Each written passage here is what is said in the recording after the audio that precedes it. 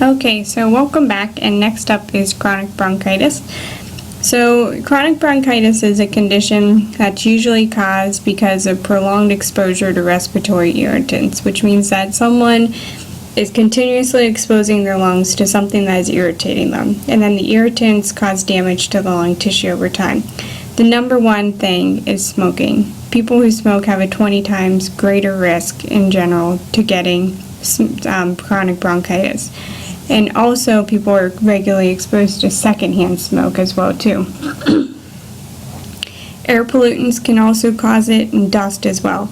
These can come into play for people who have occupational hazards, where maybe they should be wearing a respirator, like miners or something, but they don't. They could end up with getting chronic bronchitis because of it as well. Alright, so patients with chronic bronchitis are going to have a chronic productive cough, which means they're always coughing, and they're always coughing junk up. So it's not just a dry hacking cough, they're always producing this thick, sticky, kind of yucky mucus whenever they cough. It's more likely for them to get upper respiratory infections and that lead to severe hypoxia. Because they have this extra mucus and junk that's sitting in their lungs, it's easier for bacteria to set in and colonize there and cause infections. They can also have wheezing and rhonchi if you listen to them with a stethoscope to their lung sounds. They have shorter breath. It starts very early on in the disease.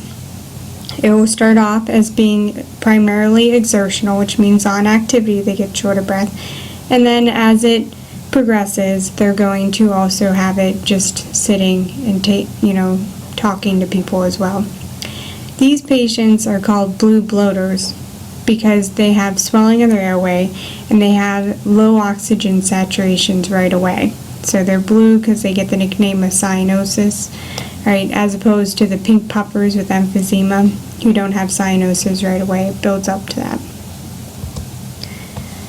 So what happens in chronic bronchitis is it takes a while to diagnose, kind of like we were talking with hypertension, where it's not a once and done, one visit to the doctor and you're diagnosed. So patients who have chronic bronchitis, they're going to have excessive mucus production, and they have to have a cough that lasts for at least 3 months out of a year for 2 consecutive years in a row. There's exposure to an irritating agent. This agent produces chronic inflammation that causes swelling and thickening of the lining of the bronchioles in the lungs. That triggers extra mucus production and overstimulates the mucus glands. The result is that the ciliary, those hair-like projections in your airways, get scarred and they can't work. So you have an overproduction of mucus, and then we've scarred the airways in a way that we can't clear it and get rid of it. Eventually, the small airways are going to get completely destroyed, and then the person can't breathe adequately enough to maintain normal blood gases, and that's how they get their blue bloater name. So with chronic bronchitis, they have to have exposure to the inspired irritant, right, or the noxious agent, into the airway. This triggers inflammation. You have a release of white blood cells to the area, so those are your neutrophils, macrophages, lymphocytes. The continued inflammation is going to lead to edema. The edema triggers an increase in activity of the goblet cells. These are the ones that create mucus in the airway. So they're going to end up with this very thick, annoying, tenacious mucus. The ciliary cells will not be able to work, so this mucus can't get cleared out, and then they're going to get repeated infections and more difficulty breathing. So when you have chronic bronchitis, the best way to treat it is to keep it from happening. So once changes have started and those goblet cells have increased in production and the airways are scarred, we can't fix that. The pathological changes are permanent. We cannot reverse them. By the time somebody gets medical attention, in that 2 years that it takes to diagnose it, they have considerable airway that's damaged. So that means that if we can try and keep people from getting it, like limit the number of smokers and things, then that's our best option for helping people. Smoking cessation for people who have it and are smoking is greatly demanded because the more they smoke, the worse it's going to get. If we stop smoking, then they can stop the progression of it, and what damage they have, they can live with, but they're just going to keep making it worse and worse. People with COPD COPD is whenever people have chronic bronchitis and emphysema together. It's not uncommon at all for these two to go together. So that's why when patients have both, we call it chronic obstructive pulmonary disease, or COPD. To treat chronic bronchitis,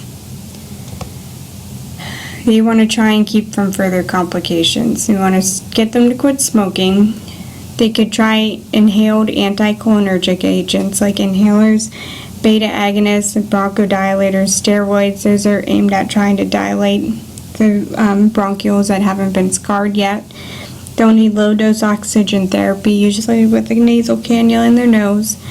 We'd also give them the flu and pneumonia vaccines to try and prevent infections. And if they have severe and advanced COPD, then we may use the phosphodiesterase inhibitors. They could do surgery for a lung reduction. That's where they go in and they cut out the diseased part of the lung.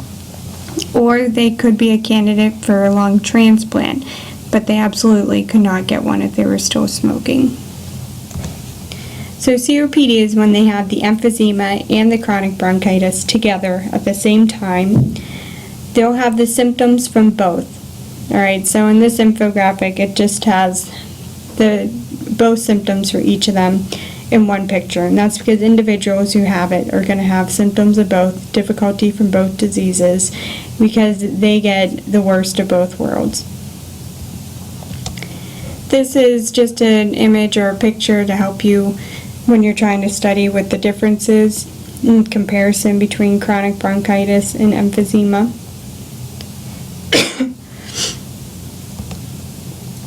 Cor pulmonale is a complication of chronic obstructive lung disease. So cor pulmonale is just another name for right-sided heart failure. Patients who have obstructive lung disease are going to have high pressure in their lungs. Right? So it makes it hard for the right side of the heart to pump blood out into the lungs because there's this high pressure in there that it has to overcome. Over time, that right side of the heart is going to get enlarged and hypertrophy, and then it will fail because it can't maintain the pressures that it needs to constantly pump against the pulmonary hypertension. It's usually caused by COPD. It's a sign of late chronic lung disease that it's getting worse and worse. What happens is that you get all of your symptoms of right-sided heart failure. The fatigue, the increased peripheral venous pressure, the jugular vein distension, the enlarged liver and spleen, just like you learned about with cardiac. It's just the cor pulmonale is the name that they give it whenever we're referring to the causes being lungs. Look at pulmonale, it comes from pulmonary. So it's the same condition of right-sided heart failure, but we're saying that it's caused from the chronically high pressures in the lungs due to the COPD and obstructive lung disorders. Next up is pulmonary embolism. So pulmonary embolism is a complication where part of the pulmonary vessels, the arteries, the veins, get blocked by an embolus. Now the embolus can be a blood clot like a thrombus, tissue, lipids like fats that have broken off from like an atherosclerotic plaque or an air bubble. Most PEs come from the legs. So if someone has gotten a deep vein thrombosis or a blood clot in their leg and a portion of it has broken off and traveled to the heart. Things that increase people's risk for deep vein thrombosis are things that are going to increase their blood clotting, so things that make their blood hypercoagulable, so it clots easier than it should. If they have inherited blood clotting disorders, if they're on birth control pills, estrogen therapy, they're at increased risk. Anything that makes the blood venous stasis, which means the venous blood stay in one spot too long, These are things like immobilization and heart failure or irregular heart rhythms, and things that damage the lining of the cells or the endothelium of the vessels, because it makes it easier for clots to form in those areas. So this is just an image of a blood clot in part of the lung vessels. This would be a pulmonary embolism. If you like, you can click on this link. This link takes you to a video about a nurse who suffered a pulmonary embolism, and they share her story about how the symptoms came on and her treatment. So what happens in a pulmonary embolism is that depending on where the clot is and how big of it is going to determine how much of the lung gets obstructed from blood flow. The more lung that's obstructed, the worse the complications and symptoms are. They can have a massive occlusion that blocks off almost an entire lung, or it can be blocking both of them. An embolus with infarction, so that means they had a clot and the tissue is dying. An embolus without infarction, so there's a clot but the tissue hasn't died off yet. Or they're going to have multiple pulmonary embolisms where the clot hits where the blood vessels branch and then it breaks apart and sends mini clots throughout the lungs. If the lung embolus doesn't cause infarction or tissue death, then the clot can be dissolved by the fibrinolytic system or your blood system in the body. But that takes time. So if it's a severe occlusion or we have tissue dying, then we need to intervene much more quickly. So patients who are having a pulmonary embolism, their symptoms are going to depend on the size and location of the clot.